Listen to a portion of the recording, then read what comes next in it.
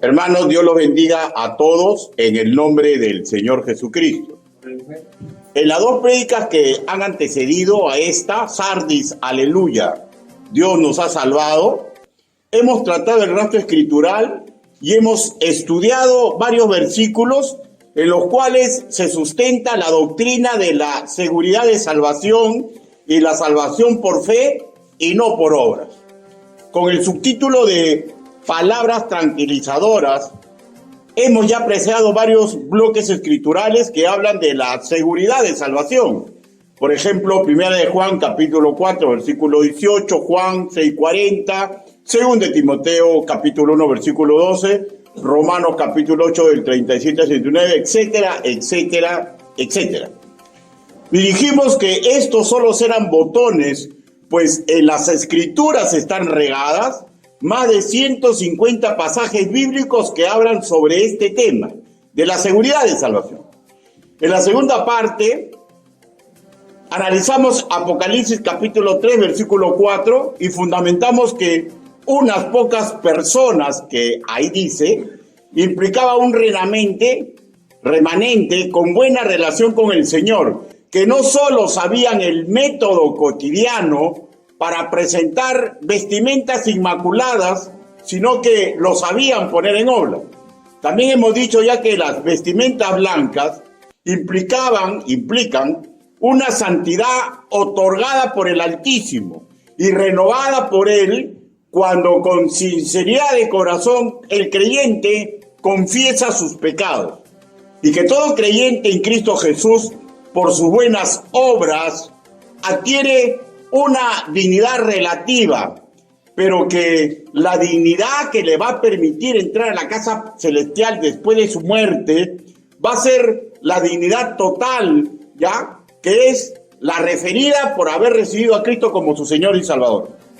O sea, ser parte espiritual, no nominal, de la Iglesia Universal. También hemos estudiado la idea que si decimos que podemos ser dignos por nuestras obras o indignos y por ello ser sacados del libro de la vida, refleja una idea herética de que la fe en Cristo y su trabajo vicario solamente es accesorio y no el eje central de la salvación, porque la salvación sería por obras, ¿no? Dijimos asimismo que era fundamental resguardar la doctrina de la seguridad de salvación, pues ella genera tranquilidad, paz, gozo en el creyente, y que si así debería impulsarlo a que sea agradecido y así mejorar en ayudar a otros seres humanos en el área de la edificación, en la evangelización o en el apoyo diaconal. Pero al estar los creyentes en Cristo Jesús incursos en un conflicto espiritual, no es imposible que de vez en cuando nos asalte la duda sobre la validez de la seguridad de salvación, ¿ya? Ahora, sin más, pasemos a la lectura bíblica que antecede el cuerpo de esta tercera y última parte de Sardis. Aleluya, Dios nos ha salvado. Apocalipsis, capítulo 3, versículo del 5 al 6.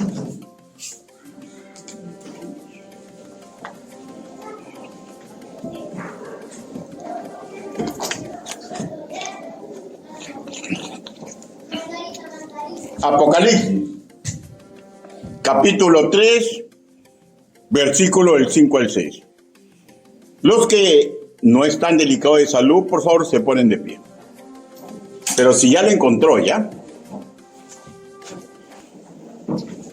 Dice así la palabra de nuestro Señor.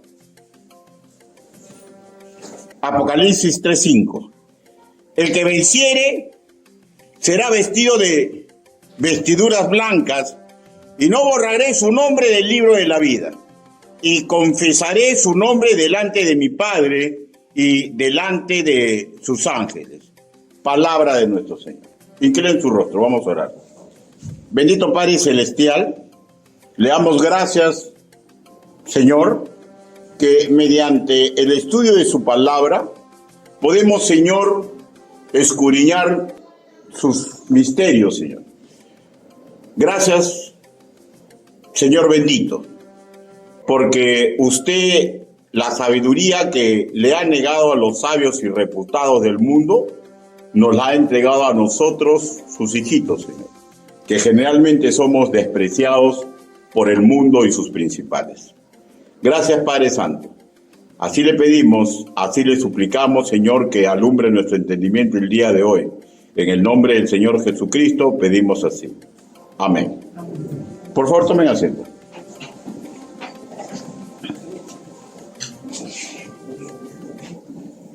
Ya. Ahora, permítame volver a recalcar que la persona divina, el Espíritu Santo, inspiró la colección que conocemos como la Biblia para darnos escritos que no nos traigan confusión. Y eso está en 1 Corintios capítulo 14, versículo 33. Sino todo lo contrario.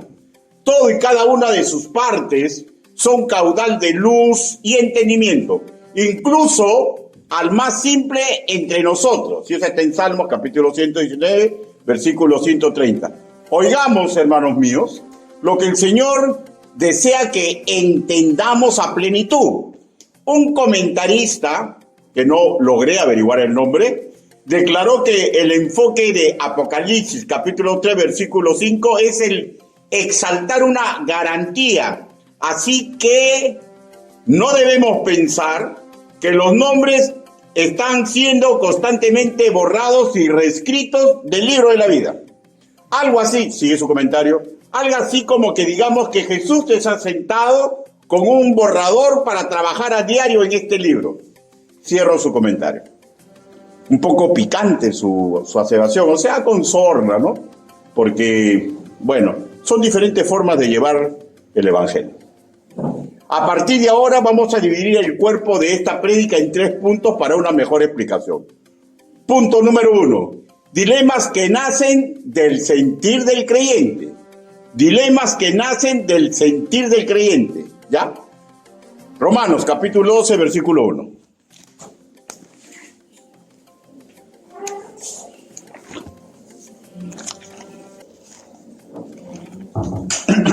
La palabra del Señor dice así.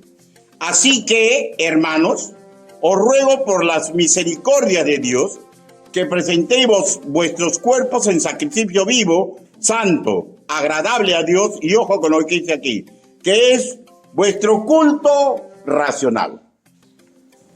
Escúcheme, por favor.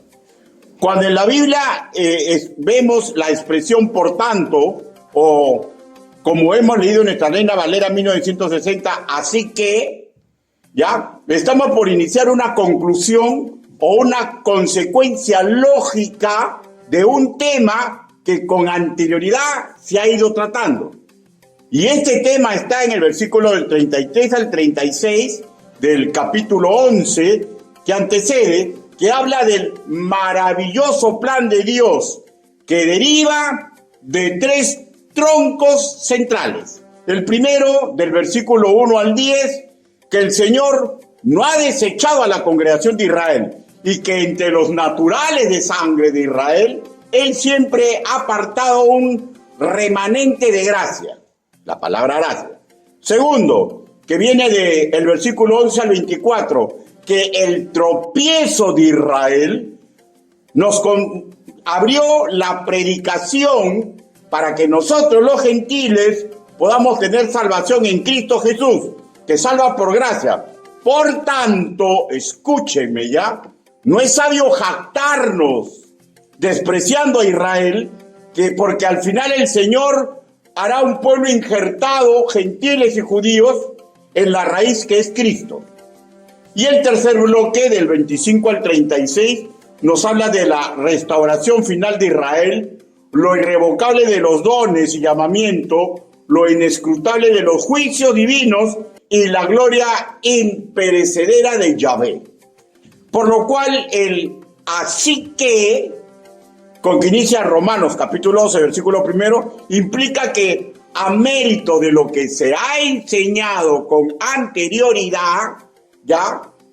Hay un comportamiento que se nos pide, que se desarrolla en poner en obra diversos deberes cristianos que habla todo el capítulo 12, tales como lo que dice el versículo 1, versículo 2, vivir en santidad en nuestros cuerpos, incluido la renovación de nuestra mente. Y acá estén atentos porque esto es lo que va a encastar en este primer punto, ¿ya?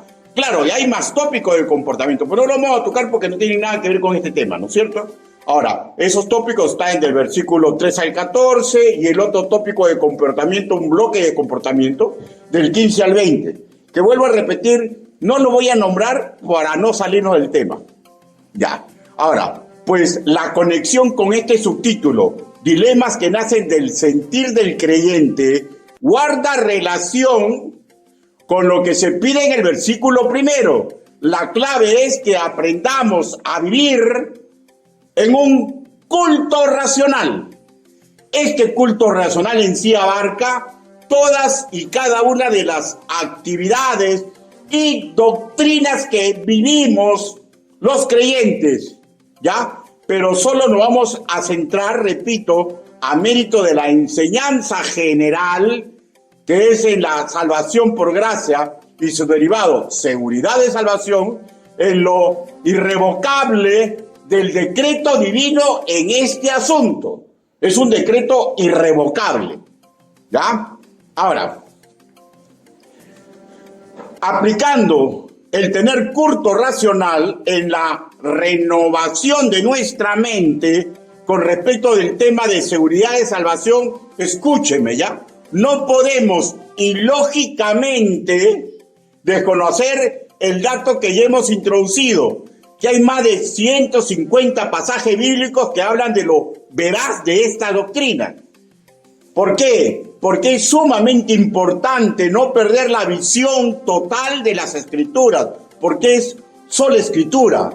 Todos apuntan a una sola cosa, que hay seguridad de salvación. Ahora, ¿por qué es sumamente importante que esta doctrina sea aquilatada en toda la profundidad y la anchura por un creyente? Porque cada creyente es un ser humano de mucho valor para la hora por la cual el Señor Jesucristo murió en la cruz. Y un guerrero, hermanos míos, de Dios, tiene que generar paz, tiene que tener tranquilidad, tiene que tener gozo, para que esto que él va logrando, o ella, lo haga mejorar en servir al prójimo, ¿ya?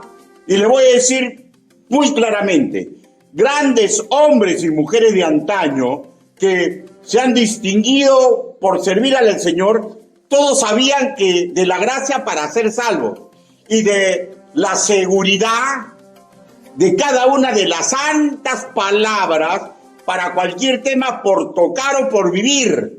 Sin embargo, por diversas circunstancias, en un momento dado, ellos tuvieron pedidos imposibles, ¿ya? Llevados por un sentir propio de nuestra naturaleza humana, y lo voy a explicar. Citaré dos casos. Iniciaré con Pablo. Vayamos a Romanos, capítulo 9, versículo 3. Romanos, capítulo 9, versículo 3. Un pedido imposible.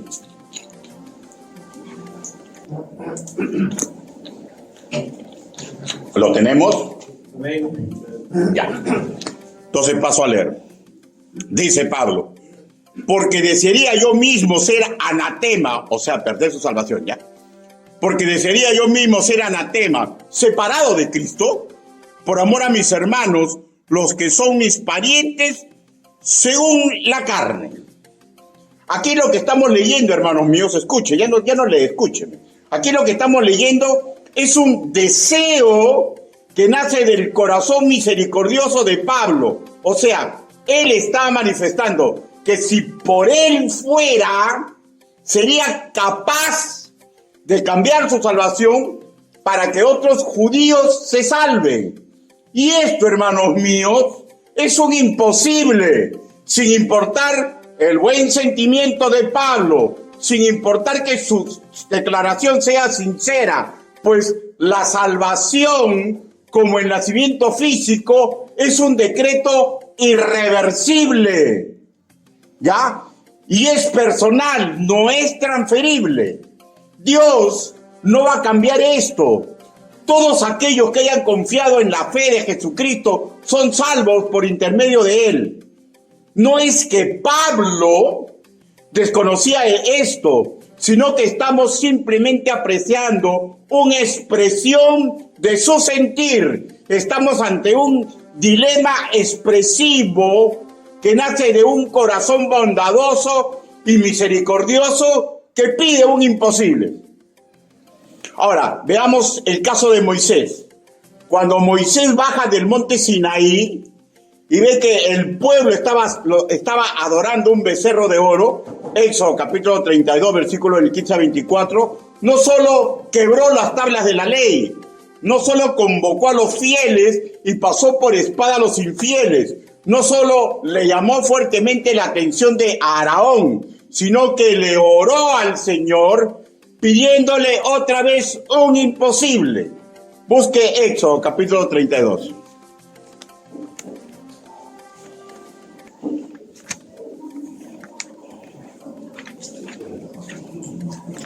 Éxodo capítulo 32.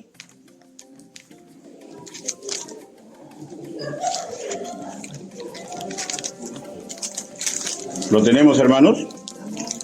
Éxodo capítulo 32, versículo 32, para que haga juego, ¿ya? Miren cómo él oró, ¿ya? Dice, que perdones ahora su pecado, y si no, ráeme ahora de tu libro que has escrito. Ya, ahora, escúcheme, ¿ya? Él está ofreciendo su vida en reemplazo.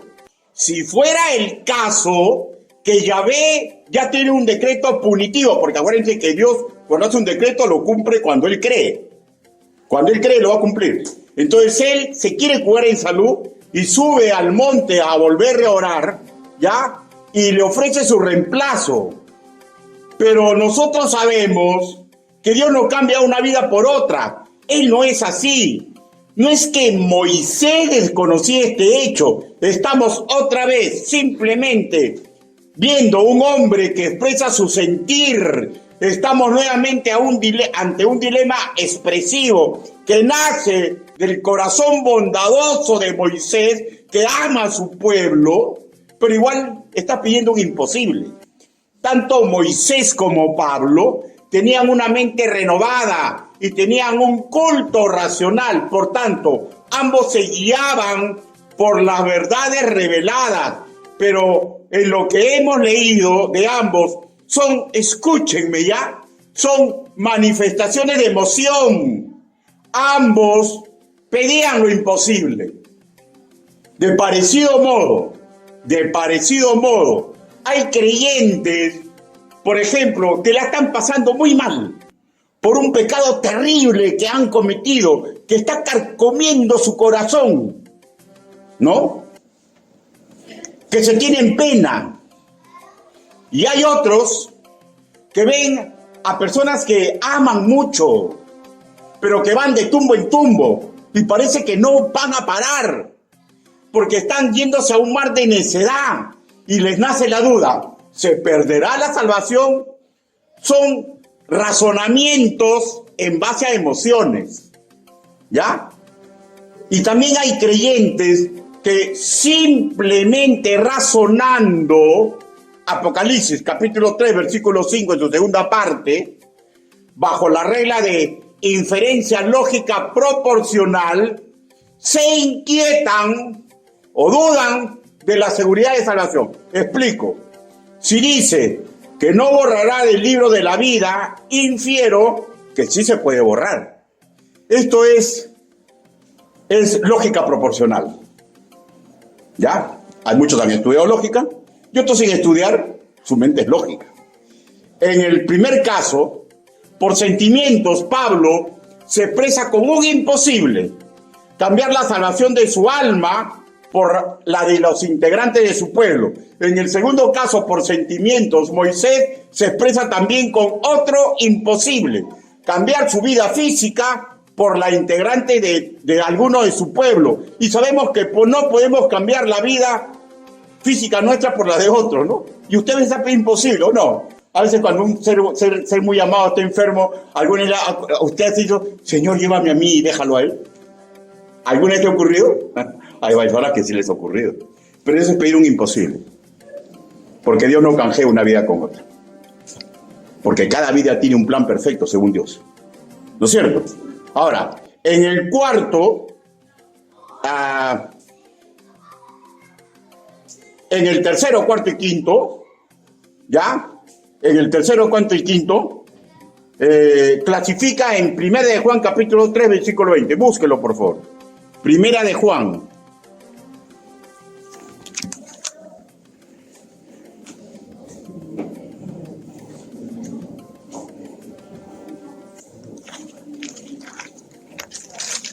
O ha pedido, ¿no? ¿Por qué está enfermo él o ella así, no? Señor, a mí que me deje enfermedad, cúralo. Dios no va a hacer eso. Dios si quiere lo cura, pero no cambia a un ser humano por otro. ¿Ya? Primera de Juan, capítulo 3, versículo 20. Dice la palabra del Señor. Pero si vuestro corazón nos reprende, mayor que nuestro corazón es Dios, y Él sabe todas las cosas. Ya, escúcheme, en el caso tercero, por sentimiento, un nació de nuevo, por algún pecado que comete, que le causa dolor, desesperación, pero aterra, piensa un imposible, ¿no? Que puede perder su salvación. En el cuarto caso, nuevamente por sentimientos, un hermano en Cristo, al ver que otro nació de nuevo que ama mucho, cae en una continua necesidad, piensa que dicho hermano puede perder su salvación. Todo lo que estoy retratando son estados emotivos, pero ninguno está tomando, porque la emoción es así, la emoción vota la razón, ¿no es cierto? Ninguno está parándose a darse cuenta de la inmensa cantidad, la aplastante información bíblica, que la salvación no se pierde. Sus corazones los están traicionando. Estamos, repito, apreciando la colisión entre la razón y la emoción. El quinto caso, que repito, tiene que ver directamente con Apocalipsis, capítulo 3, versículo 5, en su segunda parte. Aquí no hay sentimiento, ¿ya? El creyente está en neutro, pero guiado por su nivel intelectual o un simple razonar, repito, que se denomina lógica proporcional. Y está pensando razonablemente, pero nuevamente, ahora no por sentimiento, sino razonablemente, pero está olvidando que las reglas de la lógica no siempre aplican para Dios, pues, ni la interpretación bíblica. Y lo que lo está originando a pensar un imposible doctrinal. ¿Cuál es el imposible doctrinal? La salvación se puede perder. Porque él infiere lo siguiente con la lógica proporcional. Si el versículo dice, no borrará el nombre del libro de la vida, entonces significa que sí lo puede borrar. ¿Ya? Porque lo que se da se puede quitar. Y si así ya está pensando, está pensando en forma grosera, herética, pues está dejando de lado el abundante rastro escritural. Y otra cuestión que lo voy a explicar en el último punto. Y no está tomando en cuenta el aspecto lingüístico, que es muy importante. Porque recuerden que las escrituras no fueron escritas en castellano, ¿no? Y sucede una vez más. Su corazón está engañando a este creyente también. Jeremías, capítulo 17, versículo 9. Búsquelo, por favor. Jeremías.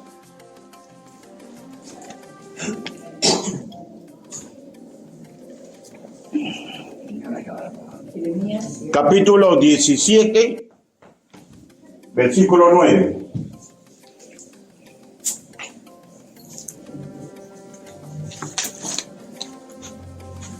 Hermano, no importa qué bonitos sentimientos tenga usted ya.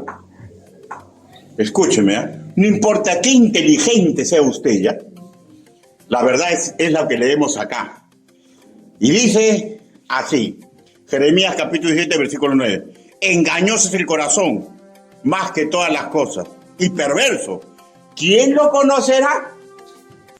¿Ya? Todos estos razonares, por sentimiento o guiados por la lógica, están equivocados. Porque la salvación es una bendición por gracia. Por tanto, no se puede ganar por obra. No se puede por obra ni darla como herencia. Si alguien piensa así o habla así, está simplemente exteriorizando dilemas que nacen de su corazón por un sentir o por una deficiente ciencia escritural. ¿Ya? El rastro de la Biblia es firme. No hay obra que me salve, ni obra que me haga perder mi salvación, porque si así fuera, por gusto murió Cristo. Gálatas, capítulo 2, versículo del 20 al 21.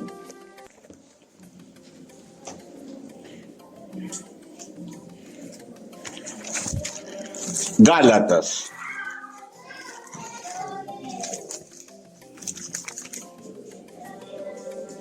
Versículo 2, del 20 al 21. ¿Lo tenemos, hermano? La palabra del Señor dice así: con Cristo estoy juntamente crucificado, y ya no vivo yo, mas vive Cristo en mí. Y lo que ahora vivo en la carne, lo vivo en la fe del Hijo de Dios, el cual me amó y se entregó a sí mismo por mí. Versículo 21. No desecho la gracia de Dios, pues si por la ley fuese la justicia, entonces por demás murió Cristo. O sea, estamos dando cuenta, ¿no? O sea, si pensamos que por obra me pueda salvar, y si pienso que por obra me puedo perder o la puedo perder, entonces estamos diciendo heréticamente que Cristo murió por gusto, ¿no? O sea, hay que centrarnos bien, ¿no es cierto? Pero la Biblia es tan hermosa que pone casos para que usted no se martifique, ¿ya? Porque a veces simplemente piensa lógicamente, piensa con una cultura de hombre, pero se olvidan que la Biblia no es cultura de hombres, ni ciencia de hombres, es la ciencia de Dios. Y hay que ir en la profundidad. Diga el caso de Moisés, hermanos míos.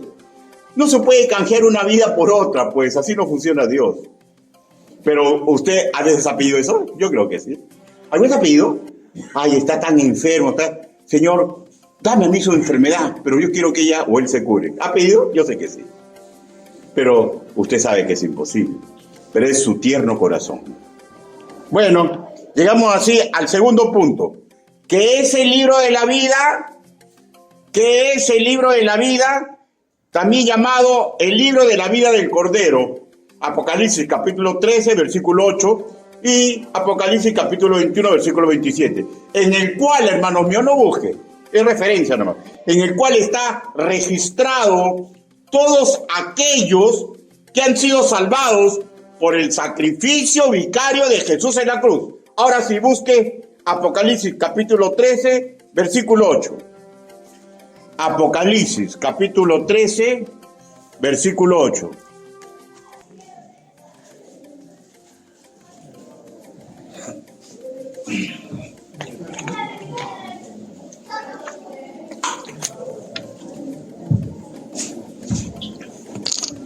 ¿Lo tenemos?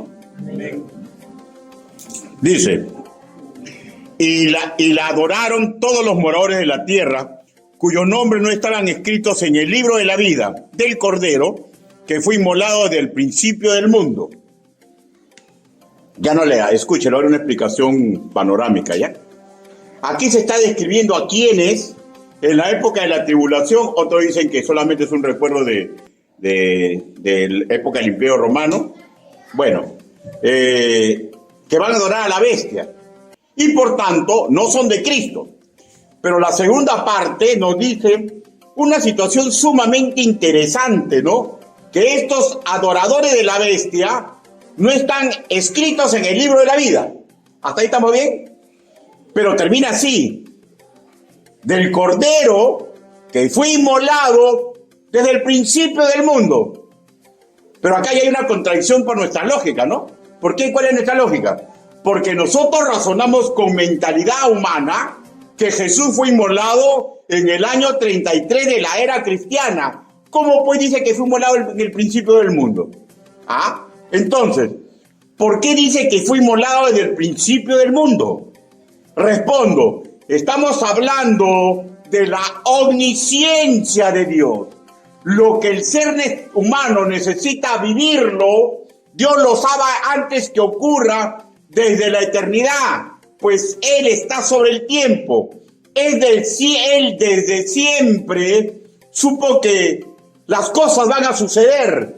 Y aunque el Altísimo, con respecto a la salvación, ha abierto la posibilidad a todo ser humano para que se salve, pero de la misma manera, por su omnisciencia, Él sabe a ciencia cierta quiénes serán salvos y quiénes se perderán en el lago de fuego. Por tanto, a Dios nada le sorprende y Él no necesita cada día que alguien se salva recién agregarlo al libro de la vida, porque los que están.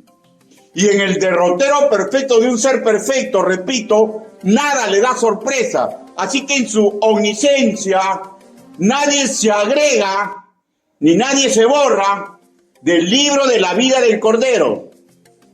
¿Ya? Ojalá que sea claro esto. ¿Por qué, hermanos míos? Porque en su derrotero perfecto, Dios es inmutable en su omnisciencia y en la intensidad de su poder y en la intensidad de su amor. Busque Lucas capítulo 10, versículo 20. Lucas.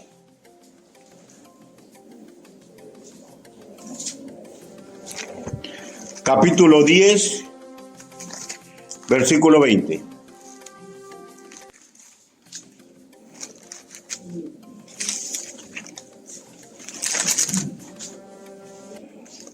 ¿Lo tenemos? De hecho, usted sabe que aquí todavía Jesús no ha muerto, ¿no? Todavía no ha hecho el trabajo vicario. Pero miren lo que él dice. Lucas, capítulo 10, versículo 20. Pero no os regocijéis de que los espíritus se os sujetan. O sea, cuando mandó 60 hombres, ¿no? Algo así. Pero no os regocijéis de que los espíritus se os sujetan, sino regocijaos de que vuestros nombres están escritos en los cielos. ¿Cómo? Pero si Jesús todavía no ha muerto. Pero su nombre ya está escrito en los cielos. ¿Ya? Todavía no aconteció el trabajo vicario del Señor Jesucristo en la cruz, pero en el cielo ya están inscritos estos hombres. ¿Ya? ¿Ya? ¿Por qué? Porque volvemos a lo mismo. Desde la eternidad, Él sabe quiénes están en ese libro y quiénes no están. Ahora, pero también es cierto que en muchas ciudades antiguas de aquel entonces existía un libro donde estaban registrados todos los ciudadanos de cada ciudad y eran borrados de ese libro cuando morían. O lo que podríamos llamar hoy la muerte cívica, ¿no? Cuando las autoridades determinaban que un ciudadano ya no era digno de estar en este libro, lo borraban. Y en el mensaje que se le da a Sardis, recuerden, hay una gran cantidad de congregados que no eran de Cristo, pero muy probablemente ellos creían que sí lo eran porque simplemente congregaban y hacían todas las actividades ahí.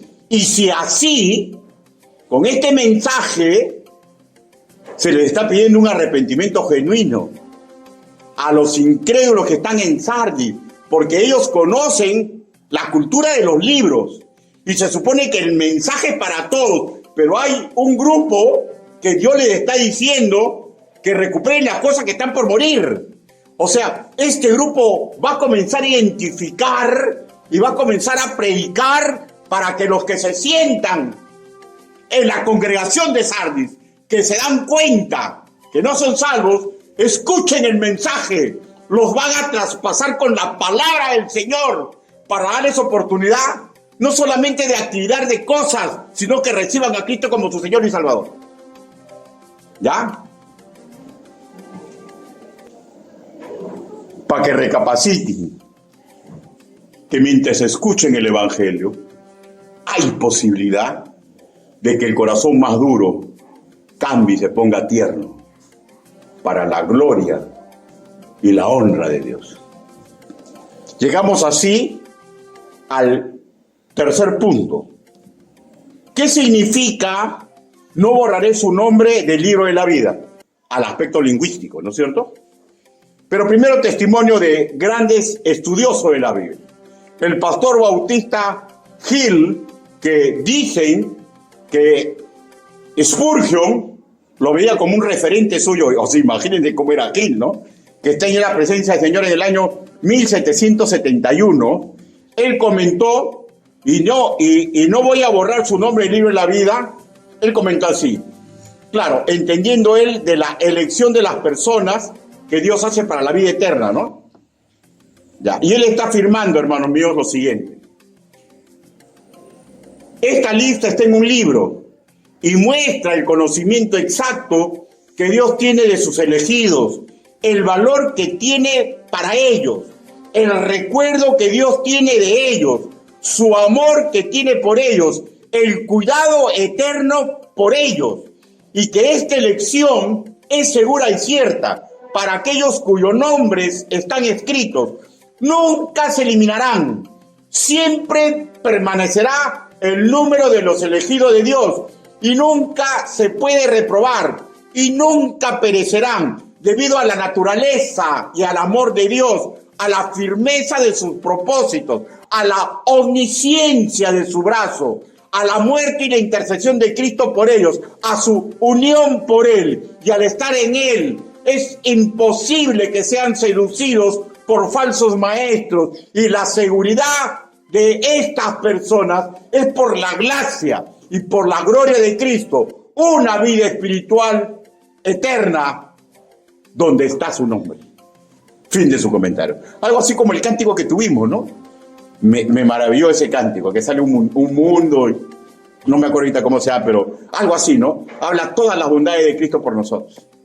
El pastor MacArthur comenta desde el punto de vista de que Dios elige y de la inmutabilidad divina, así. Él escribe, todos los cristianos verdaderos están ahí, en el libro de la vida. Un documento divino en el que están registrados los nombres de todos aquellos que Dios ha escogido para salvar y que por ende van a poseer vida eterna, que en ninguna circunstancia Él borrará esos nombres, como lo hacían los oficiales civiles a personas indeseables en su desempeño público. O sea, otra vez se le está refiriendo el libro que existía en las sociedades antiguas. Fin de su comentario. ¿Ya? Ahora, de hecho, ¿no? Los exégetas, ya, más reputados, los que tienen una gran tradición de siervos de Dios, todos están de acuerdo en la que la salvación no se pierde. Pero ahora vamos a un estudio exegético, ¿no es cierto? Apocalipsis, capítulo 3, versículo 5, pero ligero nomás, ¿no? Primero dice, el que venciere será vestido de vestiduras blancas. ¿No? Búsquelo si usted, ¿eh? El que venciere será vestido de vestiduras blancas. Aquí voy a ser rápido porque ya lo hemos explicado, ¿no? Hemos tardado como cerca de más de 1 hora para explicar todo esto, ¿no? Así que nosotros venceremos porque Cristo ya venció por nosotros. Primera de Juan, capítulo 5, versículos del 4 al 5. Y las vestiduras blancas hablan de una santidad en Él y que va a ser perfecta cuando se toque la trompeta y seamos llevados a las nubes para recibirlo. Primera de Tesalonicenses, capítulo 4, versículo 17. Para a continuación dirigirnos al tercer cielo, a la boda del Cordero. Segunda de Corintios, capítulo 12, versículo 2. Segunda parte. Y no borraré su nombre del libro de la vida. Ahí está lo picante, ¿no? Y no borraré su nombre del libro de la vida. Ya hemos dicho que para nada estamos ante una advertencia. Y es incorrecto usar deducción en base a la lógica proporcional. O sea, si dice que no borrará, es que sí lo puede hacer. Pues estamos, hermanos míos, ante una promesa positiva que para nada deduce una advertencia. Explico. Usa doble negación. Lo que en castellano leemos el vocablo no, ya, y no, o sea, no, en el griego koiné es representado por dos vocablos separados. El primer vocablo ou, que implica un negativo absoluto, y a continuación hay otro vocablo, mei, que es una respuesta negativa. Repito, doble negativo, ou mei, que el exegeta Emil Caballosa traduce nunca, jamás, de ninguna manera. O sea, no estamos ante un vicio del idioma griego, ¿ya?, de repetir dos vocablos casi idénticos, ¿ya? Omei, sino un exceso que le da fuerza casi insuperable al dicho. Si usáramos replana criolla para traducir típica de nuestro hablar con un barbarismo criollo, diríamos, recontra, no se puede borrar ningún nombre. Ya, en replana, recontra, no se puede, ¿no? Regresemos ahora a la traducción erudita de Evis Carballosa. Ahora, este doble negativo, omeit, antecede al término que en castellano se escribe borraré. Tendríamos más o menos lo siguiente, reemplazando.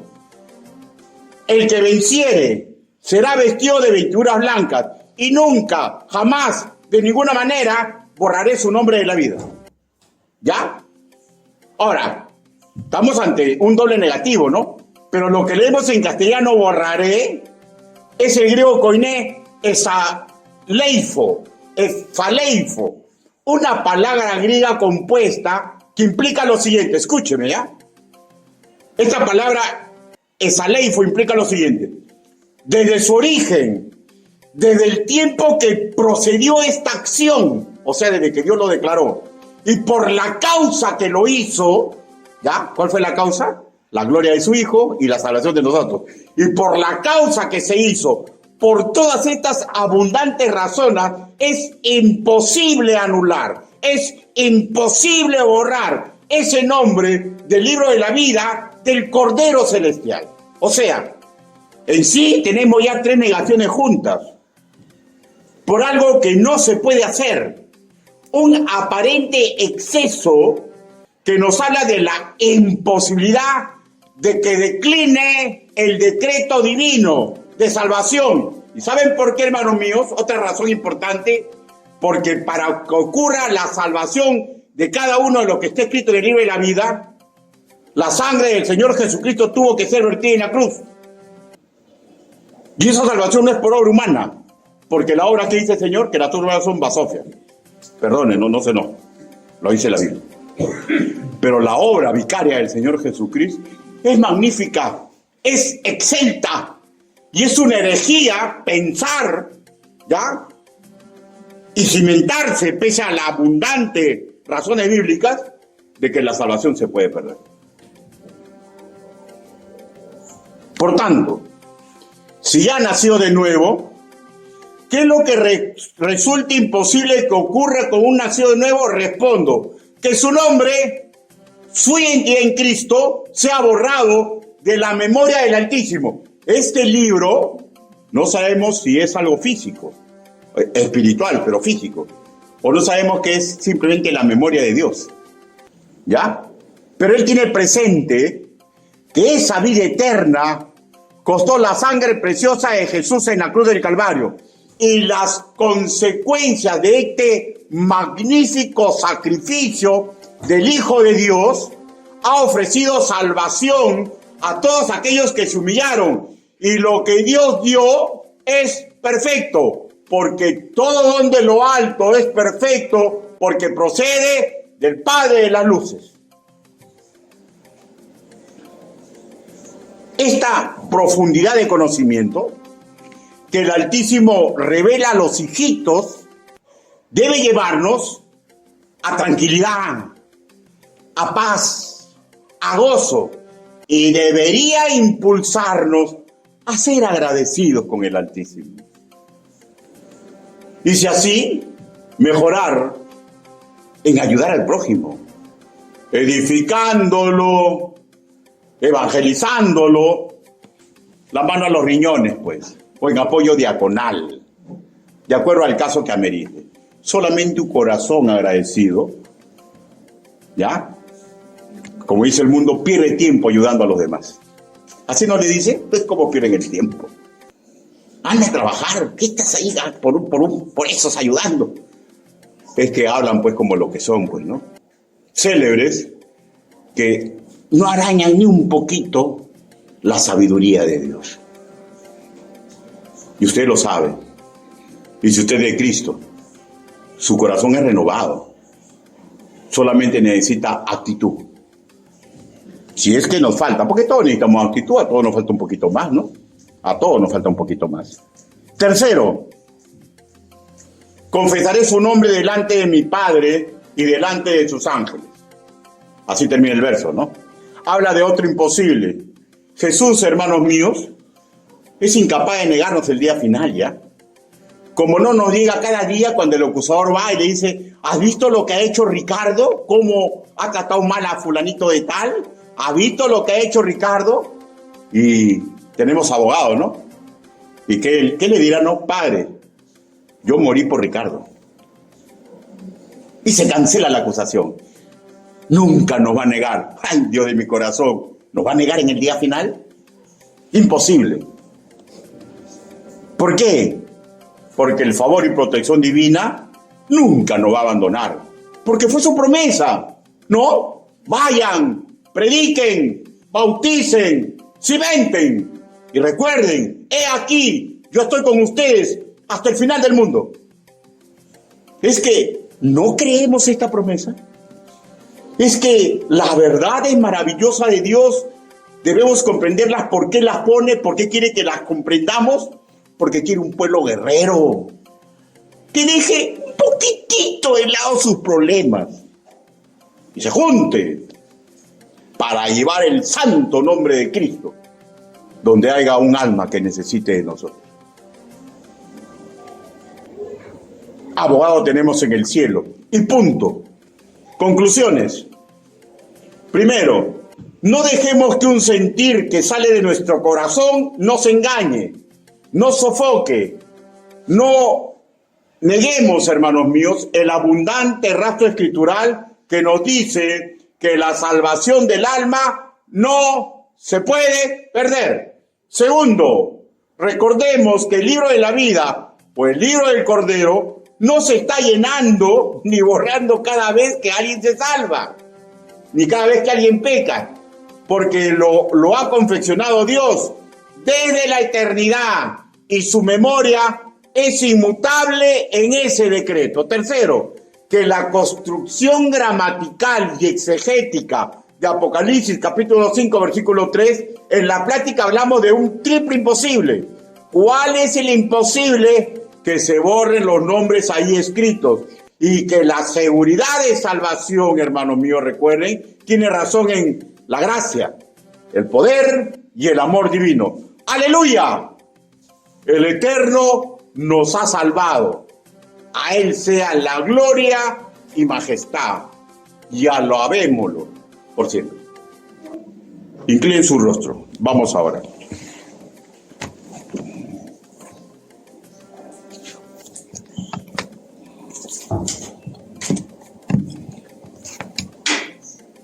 Yo no sé qué dilema está pasando en su vida, no lo sé. Pero lo que yo sí sé, que no hay regalo más inmenso de mi salvación. Porque por los siglos de los siglos voy a estar en la presencia de mi Padre Celestial. Sin dolores, sin tentaciones, sin achaques, sin malos pensamientos. Mirando a la derecha, a la izquierda, mis hermanitos, todos felices, todos contentos, alabando al Señor. Y yo no sé qué dolor tiene ahorita en su alma. No sé si algo le impide ser completamente agradecido. No sé la verdad. Pero la seguridad de salvación es algo que está ahí. para que crezcamos. Quiero hacer una invitación. Una invitación. ¿Quiere usted decirle a Dios hoy, Señor, ayúdame para dejar todo aquello que me impida ser agradecido a usted? Ayúdeme, Padre, porque soy débil. Si ese es su sentir, porque comprende que tiene el regalo más precioso que alguien le pudo dar, hágame una señal. Levante su mano para orar por usted. Dios te bendiga. ¿Alguien más? Dios te bendiga. Dios te bendiga. Dios te bendiga. Dios te bendiga. ¿Alguien más? ¿Alguien más? Ahora quiero hacer otra oración. Puede ser que tiene un problema en su corazón. Un problema que lo está lacerando. Un miedo. Un traspiés. No sé. No le voy a pedir que levante la mano. Pero lo que le voy a pedir es que confíe en Dios. Porque Él nos ha salvado. Ha vencido a todos los ejércitos de maldad.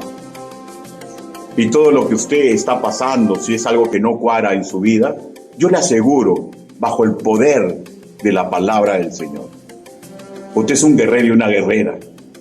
Y Dios va a usar incluso eso que le está dañando, si usted lo supera, creyendo en Él, para que usted sea mejor que ayer. Vamos a orar. Bendito Padre Celestial, usted ha visto las manos levantadas. Ayúdelos, Padre, para que puedan mejorar, Señor. Ayúdelos, Señor, para que cada día sean más agradecidos, tengan mayor gozo, Señor, tengan mayor tranquilidad. Ayúdenos a todos, Señor. Ayude, Señor, a aquellos que pueden tener problemas que los están ahogando, Señor. Cosas que no pueden resolver, mire. Ayúdelos, Padre, porque usted es hermoso, Señor. Usted nos da paz, tranquilidad y gozo, Señor, para que en medio de las tormentas de nuestra vida, nosotros no nos olvidemos que si usted nos dio vida eterna, es para que nosotros nos preocupemos por otras personas. Ayúdenos, Señor, para como iglesia, juntos preocuparnos, para que su gloria sea extendida donde pose la planta de nuestro pie. Así le pedimos, así le suplicamos, en el nombre bendito, precioso y poderoso del Señor Jesucristo. Amén. Hermanos, Dios los bendiga.